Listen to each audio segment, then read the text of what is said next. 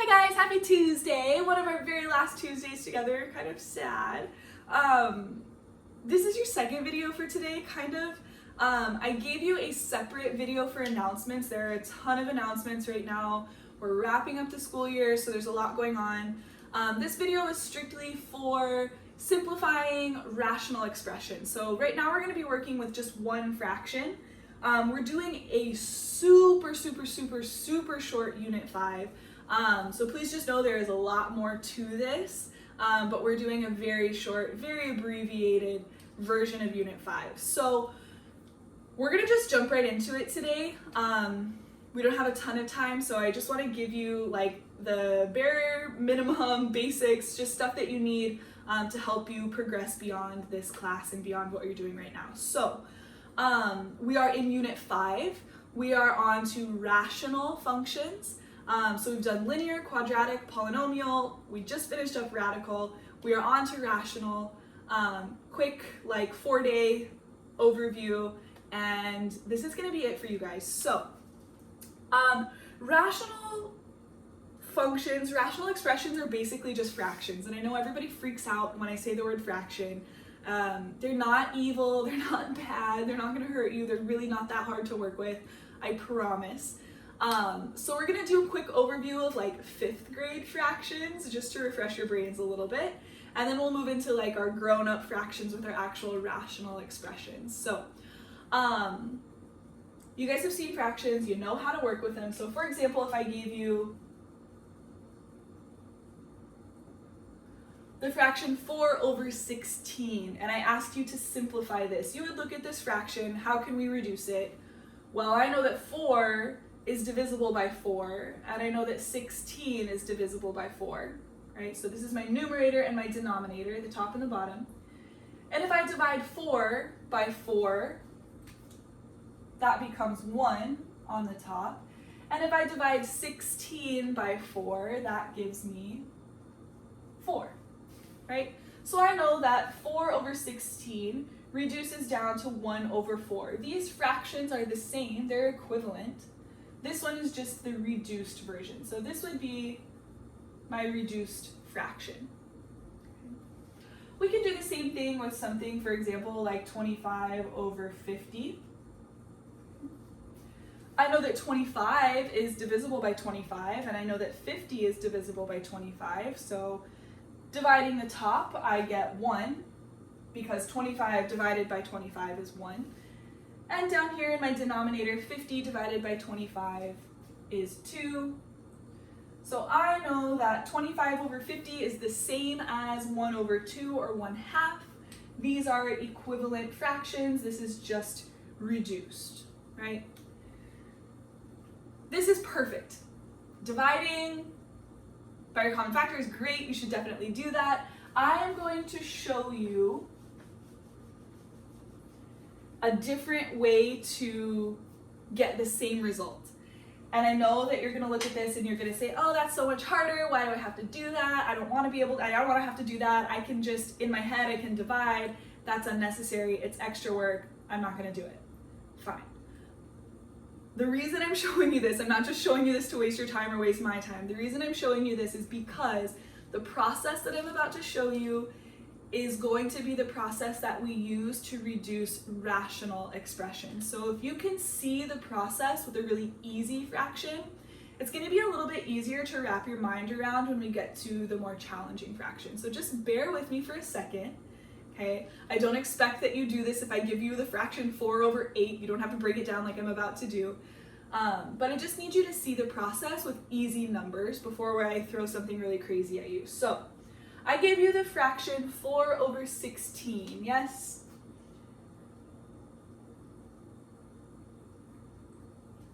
And our first instinct was to just divide, right? Divide by 4. There's kind of another way that we can do this. There's another way we can kind of think about why this works. So we're going to factor and cross out common factors. Okay, so I'm gonna break down my numerator, I'm gonna break down my denominator, and I'm gonna cancel out stuff that matches. Okay, it's kind of satisfying. So if I wanted to factor 4, I'm just asking myself, okay, what times what is 4? I know that 2 times 2 is 4. I can do the same thing with 16. Okay, what times what is 16? Well, I know that 4 times 4 is 16. I can keep going a little bit farther. When we're doing this, we don't care about the ones. Yeah, we could break down to 2 times 1, 2 times 1, but that doesn't really do us any good, so we don't care about the ones. 2 is done, but I can break down 4 even farther. So I have 2 times 2 over, I can break down this 4 here, 2 times 2. And I can break down this 4 here, 2 times 2. Okay. So what we've done now is we've taken 4 and 16 and we've just factored. We've broken it down into a bunch of small groups, right? 2 times 2, and then 2 times 2 times 2 times 2. Okay. Satisfying part, here we go. We're going to cancel out stuff that matches on the top and the bottom. So numerator, denominator, we're looking for common factors. So I see this 2 and this 2, they match. This 2 and this 2, they match. Okay.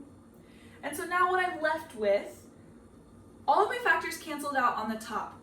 Here's a very important note that you need to definitely write down. There's something that I like to call the canceled rule. And this is not to say that the rule is canceled. The rule is very much not canceled. But it deals with this situation right here where everything in the numerator has canceled. Most people, when I ask them, okay, what's left on the top? They say, well, everything canceled out, so it's a 0. No, it's not. Okay?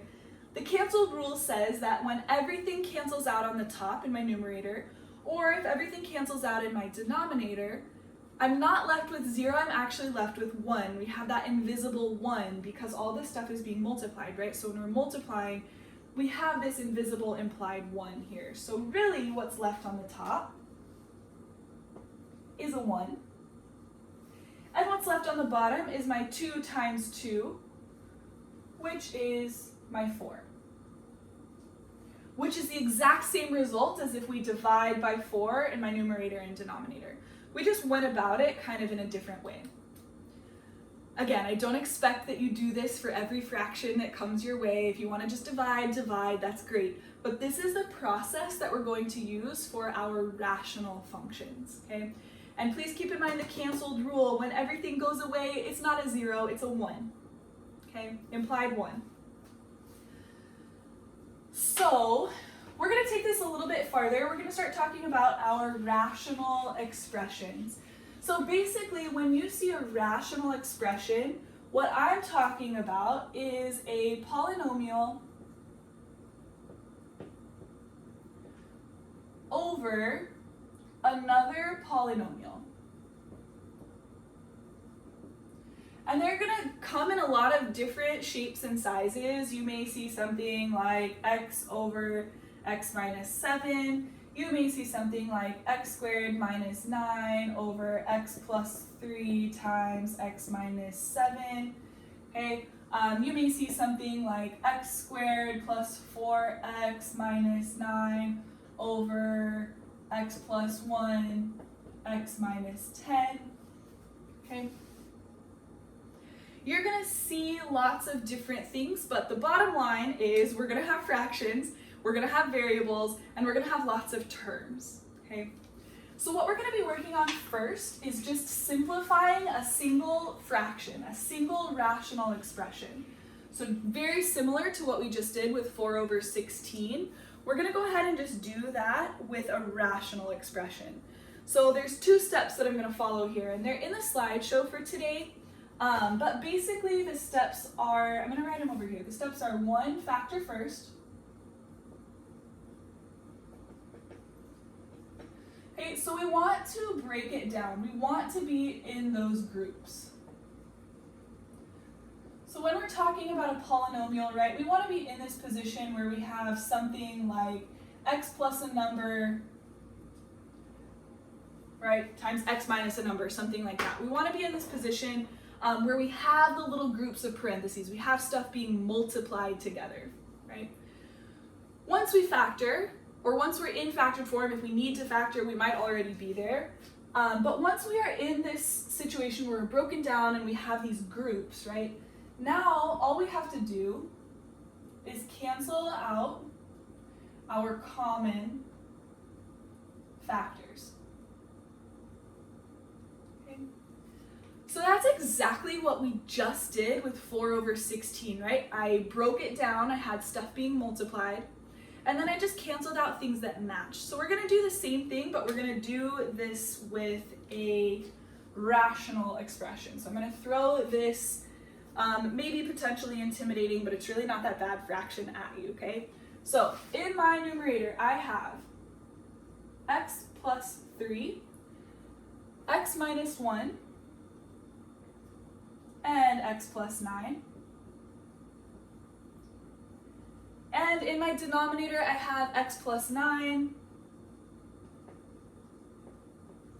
x plus 1, and x plus 3. So you would be given something like this, for example, and your instructions would say, okay, now simplify or reduce this rational expression, reduce this fraction, okay? And this is how we're gonna do it, exactly what we just did with 4 over 16. So I'm gonna factor first. I want it to be broken down, and I wanna have these little groups, right? If I'm looking at this, I already have the little groups. I don't need to do anything with this. This is already factored for me. Step 1 is done. Yay for us, skip it. If you have the little groups, your life is so easy. All the hard work is done for you already. So go ahead and celebrate that when you have all the little groups, because now we get to just go straight to step 2 to cancel out our common factors. So I'm just looking for what matches in my numerator and my denominator. So for example, I see x plus 3 and x plus 3, and I see x plus 9 and x plus 9. I see an x minus 1 and an x plus 1. Those are really close, but they have to match exactly. So x minus 1 is not the exact same thing as x plus 1, so I'm left with, on the top, x minus 1 over x plus 1. This right here, this is your final answer. Okay. You can also write this with parentheses. It does not change anything. If you add in the parentheses, great. You don't need them because nothing is being multiplied, so you can eliminate the parentheses. You don't have to. If you want to leave them in there, fine. It doesn't change anything. Here is our second rule of the day. So we have the canceled rule. We also have what I'm going to call the marriage rule.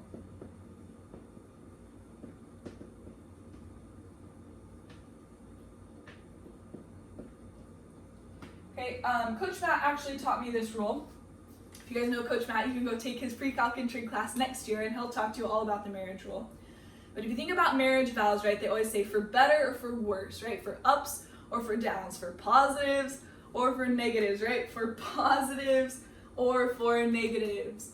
When you have two terms, a variable and a number like this, that are linked with these plus or minus signs, and they're being added or subtracted like this creates a little math marriage, okay? We cannot break up this math marriage. We can't divorce them, okay? This x is married to this one. We cannot break this up. This x is married to this one. So what I see people try to do often, people say, okay, well, I have x minus 1 and x plus 1. I have an x on the top and an x on the bottom, so really, I have a negative 1 over 1. Don't do this, okay? This is not allowed. You're breaking up a happy marriage. Don't do it, okay? It's not good. Don't do that. You are only allowed to cancel out terms where they are being multiplied. So if you notice, right, I took this entire marriage, this little marriage right here, matched this marriage exactly. We cannot match up single terms to cancel out. If they're married to another term, they are stuck. You can't just take one piece and cancel it out. So remember that marriage rule. That's super, super, super, super important, okay? And this right here, final answer. It's basically just satisfying is all it is. When you're already factored, just cross stuff out. It's kind of fun, okay? So let's look at a couple more of these.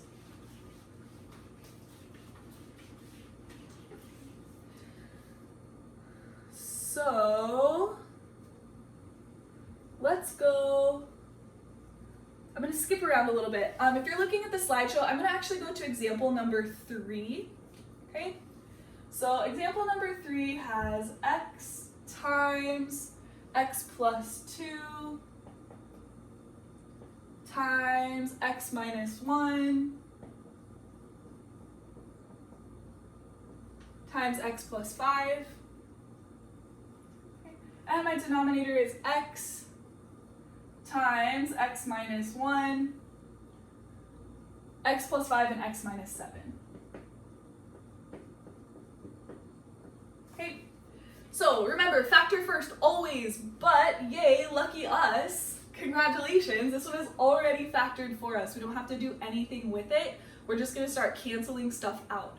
Notice we already have the little groups. We already have all this stuff is being multiplied here. We can't multiply to C and add to B. We can't do anything. This is already factored.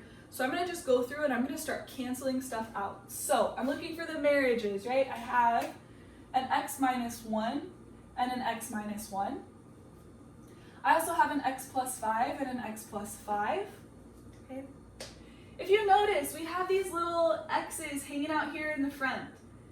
These guys are single, okay? They are living it up as single terms out here. They're not married, they're not being added or subtracted, so we can still break. This is multiplication right here. If you notice, they're not being added or subtracted to anything. This is multiplication.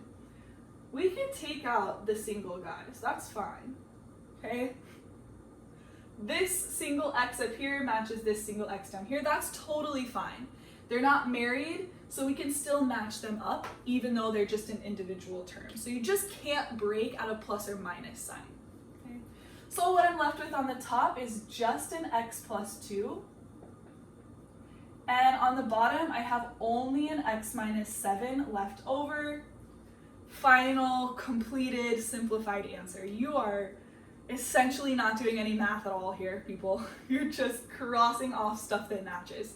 You just have to be careful that you're not breaking up our little math marriages, okay? One last example for you. So I'm gonna do the last example. Oh, my slideshow's kind of messed up. I'll clarify this. The last example on our slideshow. We're gonna do x plus 1 times x minus 3.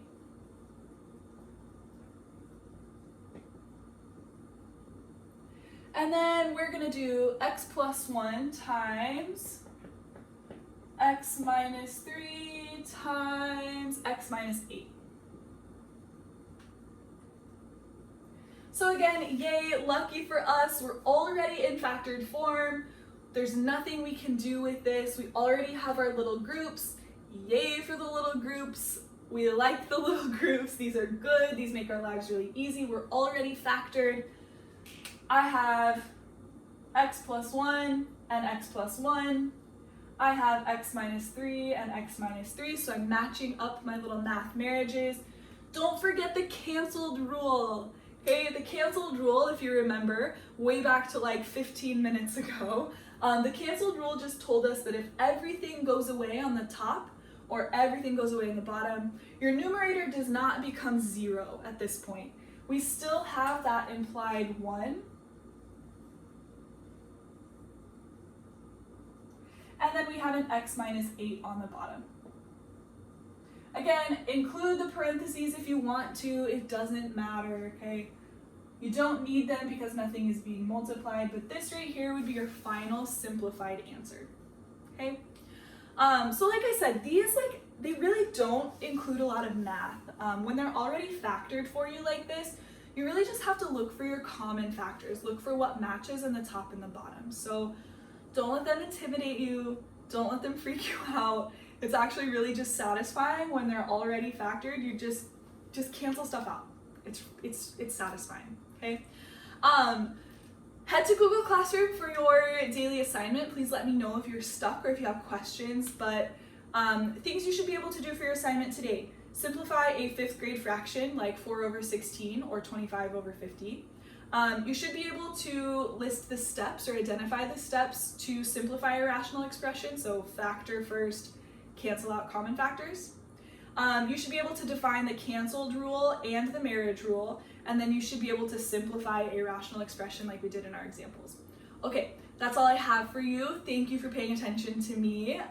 Let me know if you have questions. Nice job, guys.